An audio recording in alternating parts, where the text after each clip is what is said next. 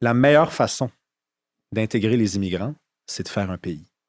Parce que si tu demeures avec un statut ambigu, province à l'intérieur du Canada, quand tu accueilles tes immigrants, ils comprennent rien.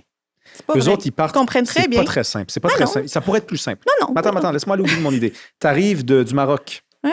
Puis déjà, tu arrives aux douanes. Oui. C'est le Canada qui t'accueille. Bien sûr. Ça, c'est un fait. Donc, tu dis, ça serait plus simple. Garde, le Canada, c'est Welcome to Canada. Puis ici, c'était une menace. Mais si c'était un douanier québécois, là. Il va dire que t'es une menace dès le début. Ben non, il ne dira pas Ben ça. alors Pourquoi il dirait ça? Mais pourquoi il Parce dirait qu'il n'y pas aurait tout... pas de menace. Il n'y aurait pas de menace. Ah, pourquoi les immigrants, tout d'un coup, seraient fiers d'être québécois? Mais tu m'as dit que les immigrants sont fédéralistes. C'est toi qui m'as dit J'ai dit, ça. on reproche souvent aux immigrants d'être des fédéralistes. Oui, mais de toute façon, on le sait, là. Fait que, les statistiques les démontrent, les non-francophones. S'ils sont fédéralistes, c'est sûr que pour les nationalistes, par définition, il s'agit d'une menace à un projet de société.